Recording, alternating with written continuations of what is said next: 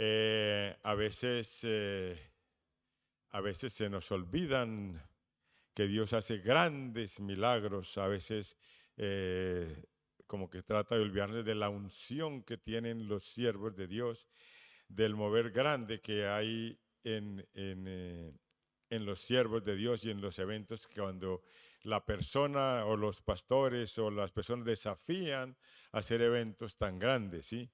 Es muy bonito ver a Dios manifestado. ¿Sí? Si uno algún momento tiene la idea de que Dios no existe, cuando vemos allí sanidades, milagros, cuando las personas caen sin ser tocadas, cuando el pastor pone las manos sobre ellos y caen, y cuando hay testimonios grandes de sanidades y milagros, ese es el Dios que nosotros conocemos, ese es el Dios que nosotros predicamos, ¿sí? A lo mejor cada uno de acuerdo a nuestra fe, de acuerdo a las vivencias, dice, bueno, tal vez sí, tal vez no. Yo era uno de los que no creía en las sanidades ni en los milagros. Siempre le buscaba la razón de ser a cada situación, pero poco a poco Dios me fue mostrando de que Dios es un Dios de sanidades, de milagros y de liberación y de presencia, ¿sí? Entonces, eso es muy bonito. Y el, el predicador mandó un mensaje muy claro, ¿sí? Primero que Dios es un Dios sobrenatural, ¿sí? Que si nosotros como hijos de Dios tenemos una comunión con el Espíritu Santo, si nos rendimos al Espíritu Santo, vamos a ver cosas sobrenaturales, pero no solamente lejos, sino ahí en su casa, ahí en su familia, a su alrededor. Vamos a ver. Y nosotros somos instrumentos para provocar esos milagros. La palabra dice que estas señales seguirán a los que creen. ¿Y aquí cuántos creen aquí? Todos creemos, gloria a Dios. Pamela también puede levantar la mano y también cree, ¿sí? Y Fran ya mismo va a creer. ¿Sí? Entonces, es eso. Dice que las señales seguirán a los que creen. Es cuestión de creer. Yo cuando estaba empezando me tomé esa palabra dije, de verdad. Entonces, es cuestión de creerle a Dios y ir a orar por su vecina, orar por su hijo, orar por su madre, orar. Y el Señor va a hacer un milagro. Es Él el que hace los milagros. Entonces, eso. Ahora, otra cosa importante que se me quedó de este fin de semana, lo mencionaba mi esposa, es el cristianismo tiene que ser sinónimo de arrepentimiento. El cristianismo sin arrepentimiento no es cristianismo puro. Yo puedo saber mucho de la palabra, yo puedo manejar mucho la palabra de Dios, la Biblia, pero si no tengo frutos, si no hay arrepentimiento, en vano es todo mi conocimiento. Entonces, por eso el pastor en el día sábado y el domingo que estuvimos allí en las prédicas decía eso: arrepentíos porque el reino de los cielos ha llegado. Sin arrepentimiento, yo ahora que estaba aquí, escuchaba, a muchas personas han venido a esta iglesia y muchas conozco en este pueblo y algunos dice, pastor, hay poquito a poco, poquito a poco. Si poquito a poco, 3, 4, 5 años y siguen poquito a poco. ¿Por qué? Porque no se determinan a dar el paso de arrepentimiento. Dice la Biblia, si yo, si yo pecaba, no peco más. Si yo decía mentiras, no digo más. Eso es cuestión de ir haciendo una lucha. Si yo decía malas palabras, ahora no digo más. ¿Sí? Si yo robaba, ya no robo más. O sea, es cuestión de irse determinando a eso. Si yo bebía, ya no bebo más. Si yo fumaba droga, ya no fumo más. Es cuestión, pero yo no puedo estar poquito a poco. Este año voy a dejar de fumar. El año entrante voy a dejar de decir malas palabras. El otro año, no. Eso es un proceso rápido. Rápido, ¿sí? Dice que arrepentirse. Entonces, es importante entender Y antes de todo saludamos a las personas que nos ven por las redes sociales. A lo mejor tú estás allí sentado en la sala de tu casa o en su salón, está a lo mejor tomándose un refresco o un café y Dios ha permitido que esté escuchando este mensaje desde Lucena de Córdoba. Le estamos bendiciendo.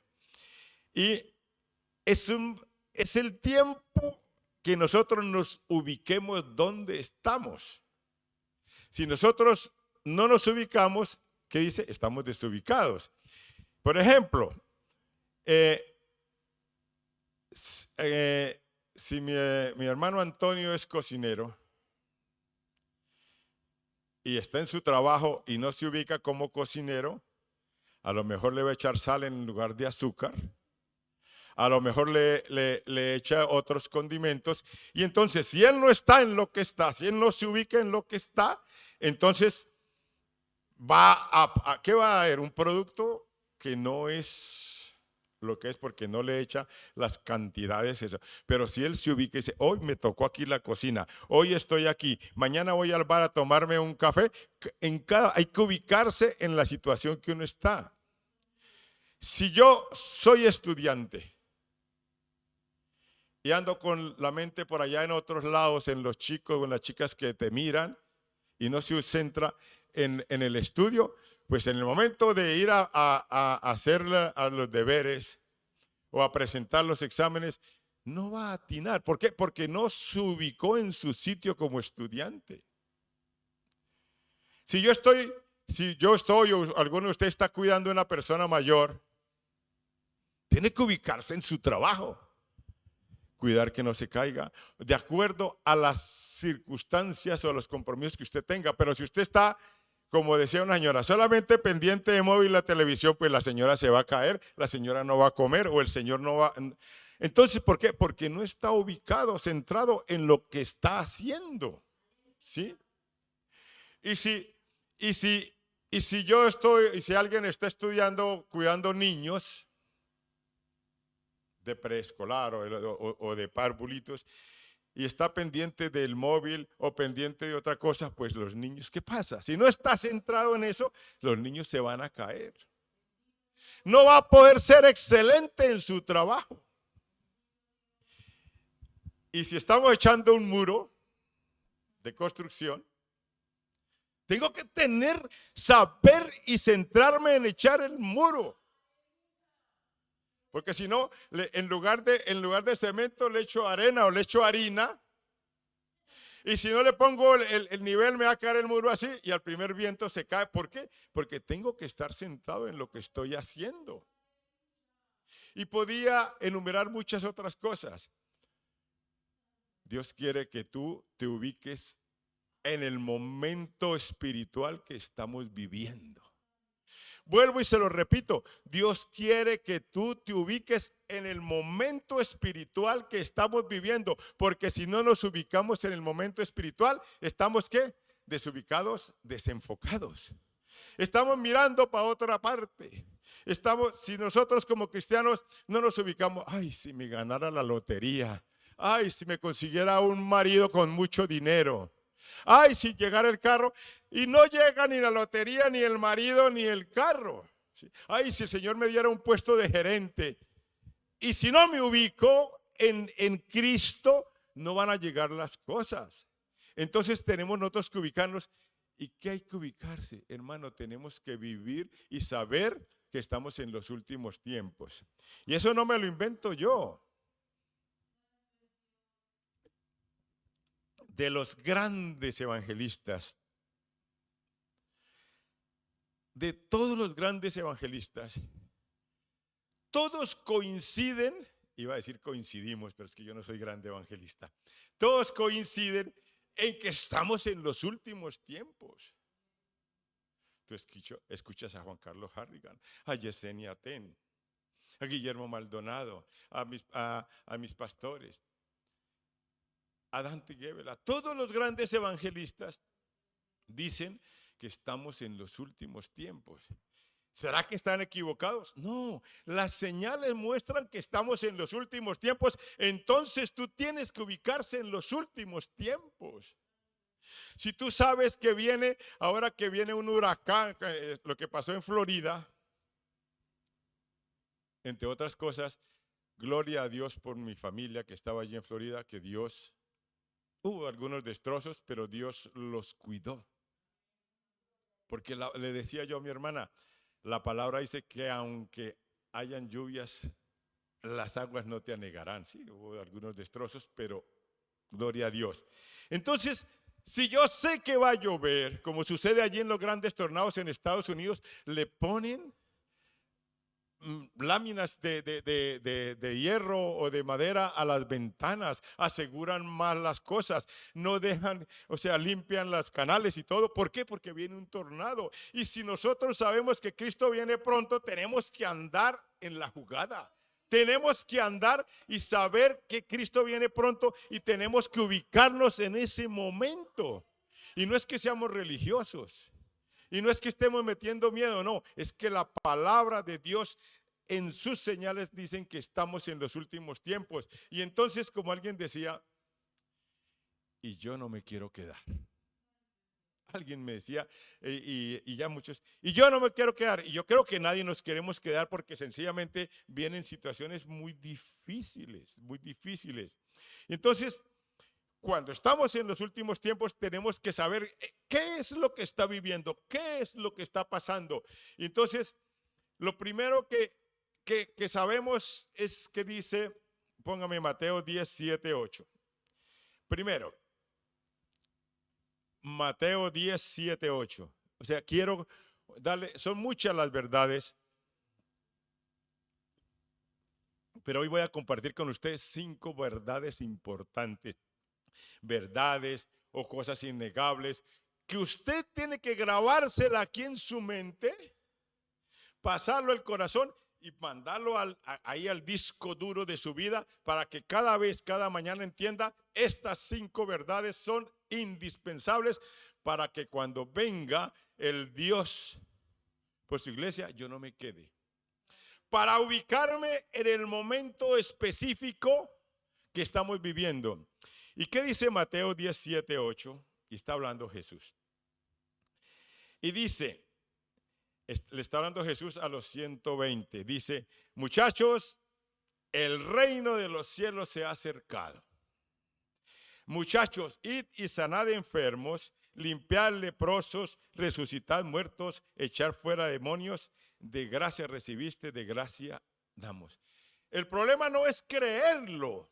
El problema es hacerlo. Nosotros tenemos que ir. Mira, primera letra. Reino. El reino de los cielos está aquí.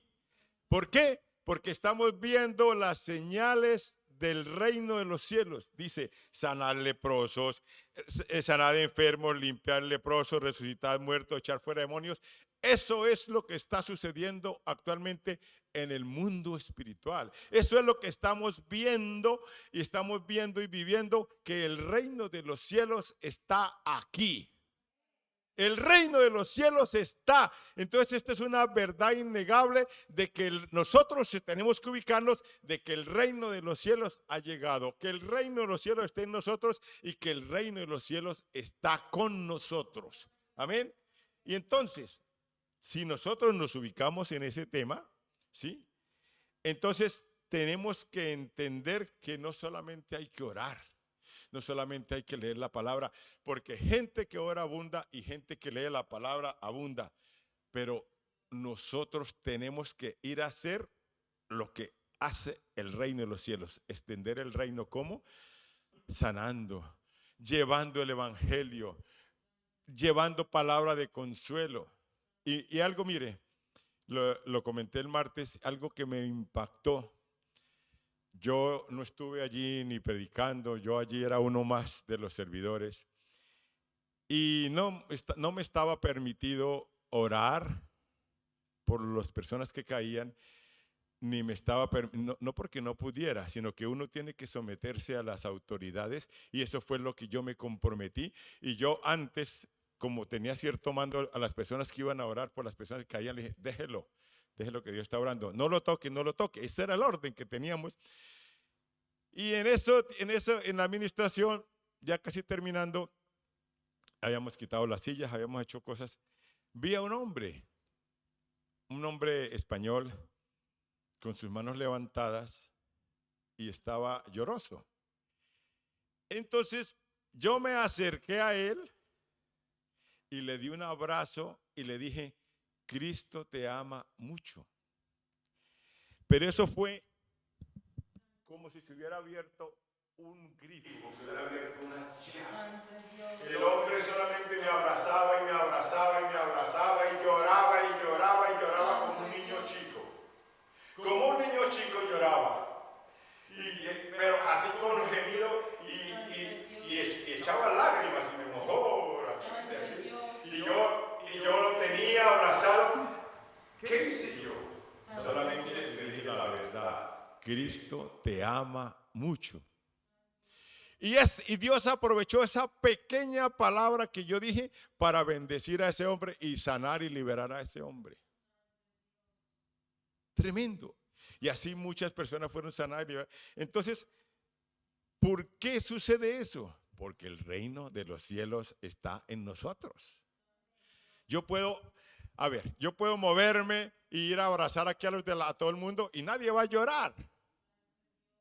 Y nadie va a llorar. Pero cuando el reino de los cielos llega a un sitio, a un lugar, las personas son cambiadas y transformadas. Y hablo de hombres porque los hombres no lloran, los hombres machos no lloran, solamente los hombres que son tocados por el Espíritu de Dios.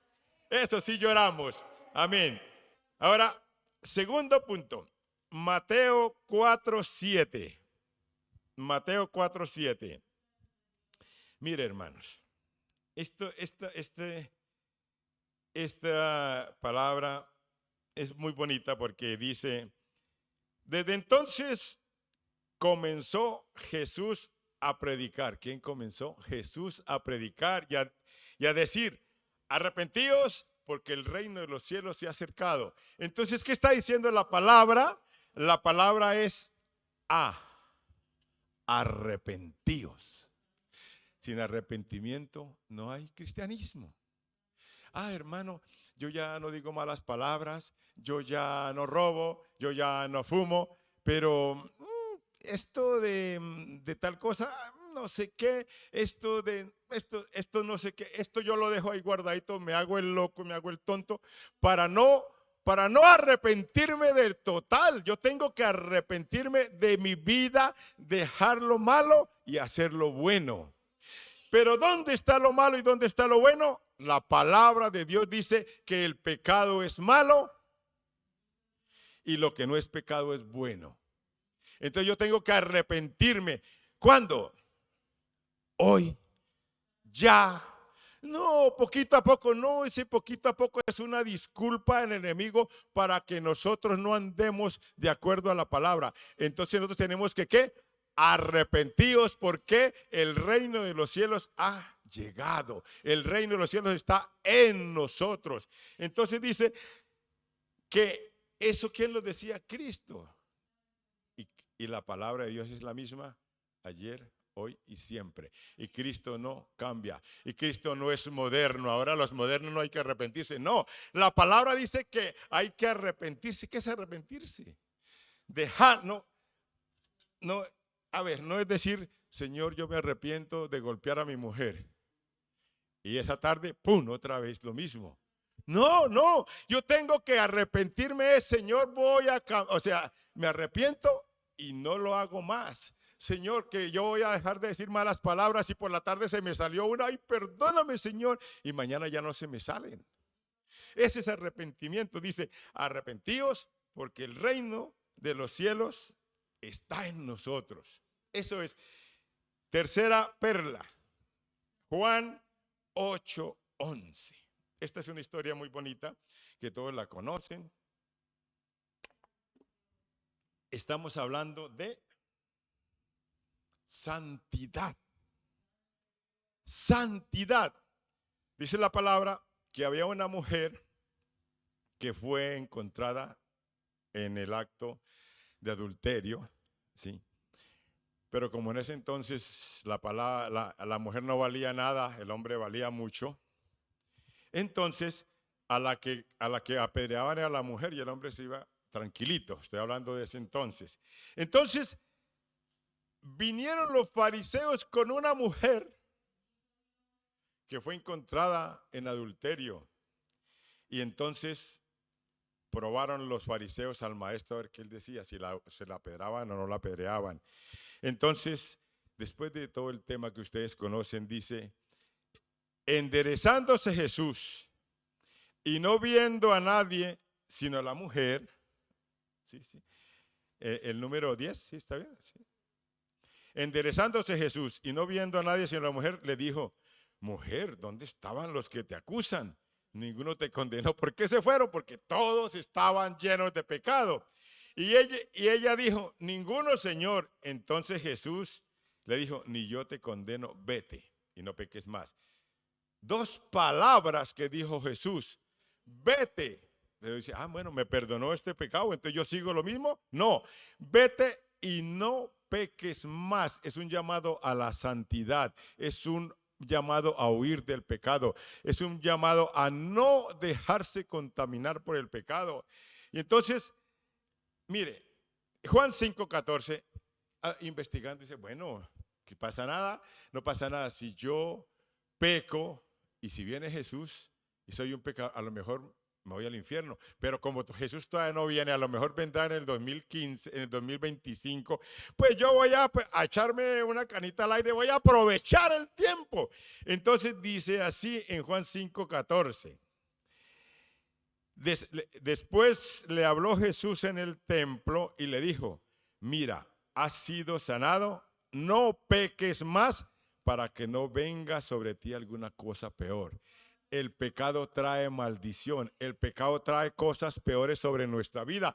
Por eso a ti y a mí nos conviene la santidad. Porque si huimos, si nos hacemos los locos con la santidad, pueden venir cosas peores sobre nosotros. Lo dice la palabra, no lo digo yo. Le dijo, tú has sido sanado, vete y no peques más porque pueden venir cosas peores.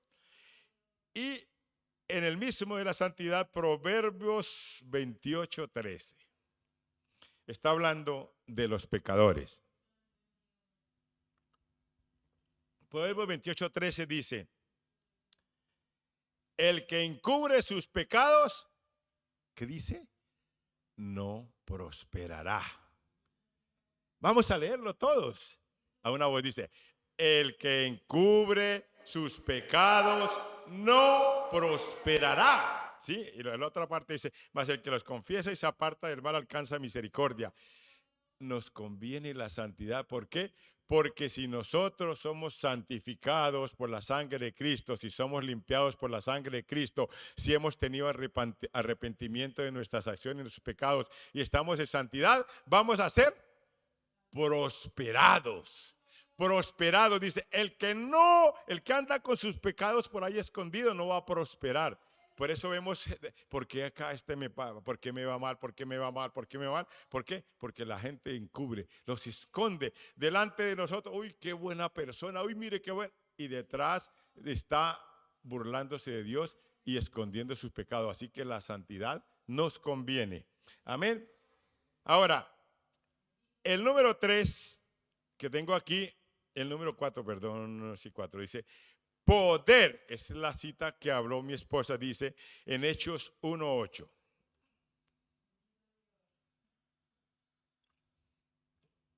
Hechos 1:8 dice, pero recibiréis poder cuando haya venido sobre vosotros el Espíritu Santo.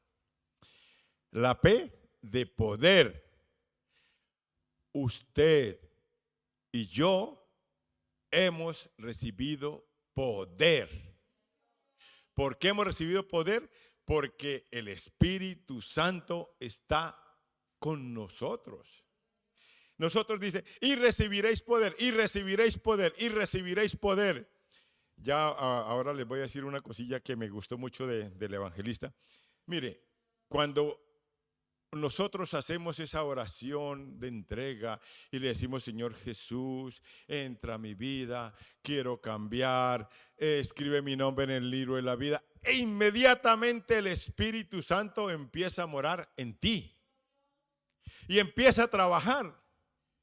Pero puede quedarse eso ahí cuando no viene la unción del Espíritu Santo sobre nosotros.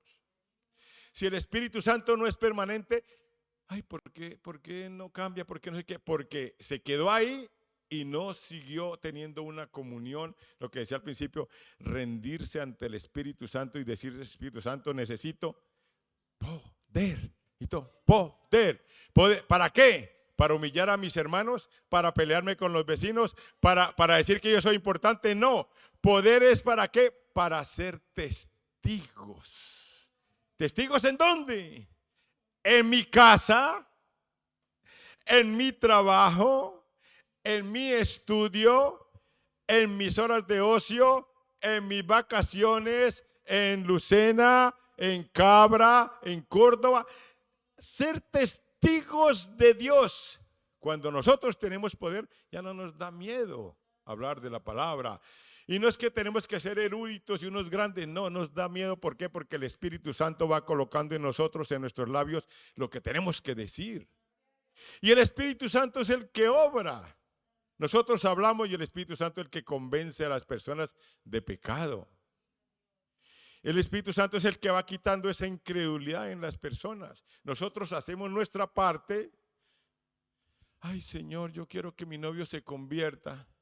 Pero si no le hablo de Dios, ¿cómo quiere que se convierta? Haz tu parte para que el Espíritu Santo haga la otra parte. ¿Sí? Es lo que hablábamos con mi esposa. Este sitio es uno de los sitios más importantes de Lucena. Aquí se predica la palabra y aquí se habla la palabra. Pero ¿qué saco yo con tener la mejor iglesia y la mejor palabra y la mejor, si no doy a conocerla a las demás personas? Si yo quiero vender empanadas, tengo que decir: yo hago las mejores empanadas, y hablar con todo el mundo y promocionarlas. Lo mismo, si yo tengo la verdad y tengo la palabra y hay sanidades y milagros, tengo que promocionar que aquí se hacen sanidades, que Jesús hace sanidades, que Cristo nos ama. Y eso no depende solamente de mí, sino también de ti y también de ti.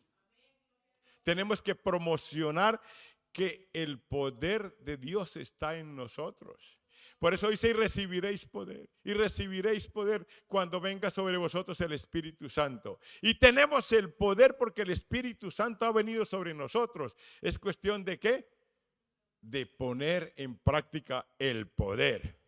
Entonces, y ya para terminar, dice: y me seréis mis testigos en Jerusalén, en Judea, en Samaria, hasta lo último de la tierra. Nosotros tenemos que hablar de Dios en todo sitio y en todo lugar. No, en mi trabajo no.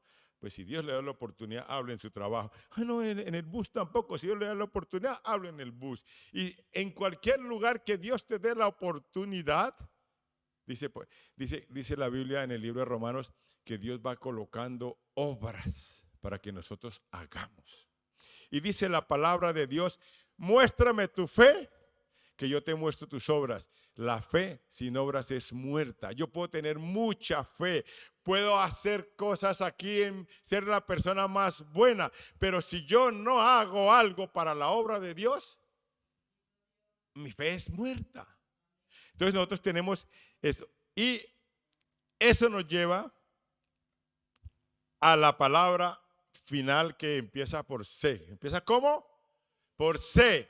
C, ¿qué quiere decir? Compromiso. Compromiso. Sin compromiso no hay cristianismo. Sin compromiso no hay iglesia. Sin compromiso no hay familia. ¿Cómo así que no hay familia? La palabra dice que puedo tener la mejor familia. La palabra dice que puedo tener el mejor sueldo. La palabra dice que puedo tener la mejor mujer o el mejor marido. Pero dice: separados de mí, nada podéis hacer. Lo dice la palabra. Lo dice la palabra. Entonces, Dios nos está llamando a que seamos cristianos con C, de compromiso. ¿Compromiso con quién? Compromiso contigo mismo. El primer compromiso es contigo mismo. Si tú quieres ser salvo, tienes que estar comprometido tú con Dios. ¿Compromiso con quién? Con tu familia. Si quiere que su familia sea salva, comprométase a orar y a luchar para que su familia llegue a los pies de Dios. ¿Compromiso con qué? Con su descendencia. Si quiere que su descendencia sea salva, comprométase con Dios, con su familia y con su descendencia. Y si tú quieres más compromiso, entienda que nosotros tenemos un compromiso con Dios, es ir a llevar su palabra. Y en el libro de Lucas 7:20 al 22, dice lo siguiente. Lucas 7, 7:20, 21 al 20 al 21 al 22 dice, están hablando. Juan no sabía si Jesús era realmente el Mesías. Después de que lo bautizó y después de que dijo era que no merecía ni siquiera desatar la cuerda de sus zapatos, él decía que si realmente era el Mesías, y mandó unos emisarios a preguntar si realmente él era el Mesías. Y entonces dice en el 20, dice, cuando pues los hombres vinieron a él, dijeron, Juan el Bautista nos ha enviado a ti para preguntarte, ¿eres tú el que ha de venir o esperamos a otro? Y en el 21 dice que Jesús en esa misma hora sanó a muchos de enfermedades y plagas y de espíritus malos, y a muchos ciegos les dio vista. Y respondiendo Jesús le dijo, muchachos, díganle a Juan el Bautista, id y hacer saber a Juan lo que habéis visto y oído. Los ciegos ven, los cojos andan, los leprosos son limpiados, los sordos oyen, los muertos son resucitados, y a los pobres les es anunciado el evangelio. Ahí se resume lo que nosotros como cristianos que vemos la vida de una forma sobrenatural, tenemos que luchar, tenemos que impulsar sanidades, milagros, liberación y predicación del evangelio. Lo dice aquí, dice, los ciegos ven, los cojos andan, los sordos oyen, los muertos son resucitados, y a los pobres es anunciado el evangelio. Nosotros como hijos de Dios tenemos que anunciar las buenas nuevas de salvación. El evangelio no es solo bendición. El evangelio por encima de todo es salvación. Entonces nosotros tenemos que ubicarnos, saber que nosotros somos hijos de Dios, que estamos en los últimos tiempos y que debemos impulsar, provocar, hermano. Tú puedes provocar milagros, tú puedes provocar sanidades, tú puedes provocar cosas buenas en las personas, no más con decirle palabras, no más con escucharles, y tú ser tocado por el Espíritu Santo le va a decir a una persona, Cristo te ama, o le va a decir, Cristo te puede ayudar. Con Cristo hay esperanza. A las personas son tocadas porque estamos en los últimos tiempos y tú estás ubicado dentro de ese momento del último tiempo. Tú puedes ser estudiante, tú puedes ser cocinero, puedes ser oficinista, puedes ser trabajador del campo, tú puedes cuidar persona mayor, tú puedes ser lo que quiera, pero nunca puede perder la esencia que tú eres hijo de Dios y que eres un seguidor de Cristo, y que los seguidores de Cristo tenemos el derecho y la obligación de comprometernos con Cristo. Nuestra vida es un compromiso. El cristianismo fácil no existe. Yo no puedo venderle a la gente, vengan a Cristo, que aquí todo les va a salir bien, porque eso no dice la palabra. La palabra dice que Dios no deja sin recompensa el esfuerzo que tú tengas para Él. La palabra dice que Dios no deja sin recompensa cuando nosotros bendecimos a otras personas. La palabra dice que Él nos da poder para cambiar situaciones, para cambiar atmósferas, para llegar a cualquier sitio y cambiar las circunstancias. No más con el hecho que tú llegues a una casa que está así como regular, con tristeza, dolor y amargura, y dice, oh, bendigo esta casa, te bendigo. Cubro esta casa con la sangre de Cristo. Bendigo esta familia. Hay un mover en el mundo espiritual que cambia que cambia. Entonces, hermanos, es cuestión de tomar nuestro lugar, es cuestión de ubicarnos nosotros como cristianos. Vuelvo y lo repito, podemos ser estudiantes, trabajadores, todos tenemos algo por qué hacer, pero no podemos perder la esencia de que por encima de todo, por encima del panadero, por encima del cocinero, por encima del estudiante, por encima del ama de casa, por encima del cuidador de personas mayores, tú eres cristiano y la esencia tuya, la sangre tuya, el ADN tuyo es cristiano. El ADN tuyo es de Dios y no lo pueden negar. Puedo yo alejarme de Dios. Puedo decir, ya no quiero, estoy harto de Cristo. Y le sacan la muestra de sangre y está la ADN de Cristo. Y Cristo no te va a dejar perder. Dice, tú vienes conmigo a las buenas o a las malas. Y yo te voy a llevar y yo te voy a salvar y te lo voy a bendecir. Es cuestión de tome tu lugar. Ubícate en el sitio que le corresponde como cristiano. Y dígale, Espíritu Santo, yo me rindo ante ti. Yo cogí la buena costumbre de decirle al Espíritu Santo y a Dios que yo necesito de ti. Yo no puedo seguir. Necesito, y más cuando nosotros tenemos esa obligación como pastores o como dirigentes, decir, Señor, déme sabiduría para poder guiar al rebaño. Espíritu Santo, yo no puedo, la iglesia no es mía, la iglesia es tuya, Señor. Enséñame, guíame para no equivocarme a llevar este rebaño. Y cuando uno se rinde como persona, cuando uno se humilla ante la presencia de Dios y cuando uno tiene la dependencia de Dios, el Señor lo va levantando y lo va exaltando en otros lugares. Y el Señor le trae a uno paz, alegría, gozo, libertad. ¿Por qué? Porque dice, oh, este es mi hijo. Cuando yo digo, yo no necesito de ti, dice, bueno, pues arréglatelas tú. Pero cuando yo digo, Señor, necesito de ti. Señor, yo no puedo más. Señor, estoy caído. Señor, estoy hundido. Señor, levántame. Señor, por fortaléceme. El Señor dice, ahí está mi hijo y yo no lo voy a dejar. Y lo voy a levantar y lo voy a fortalecer y lo colocaré arriba y no abajo, adelante y no atrás. Solamente tenemos que ubicarnos en el lugar que nos corresponde, en el tiempo que nos corresponde, en el momento que estamos viviendo, saber que estamos en los últimos tiempos y que Cristo pronto vendrá y que tú y yo no nos podemos quedar. Amén. Póngase en pie, por favor. Aleluya. Santo. Yo creo que sí.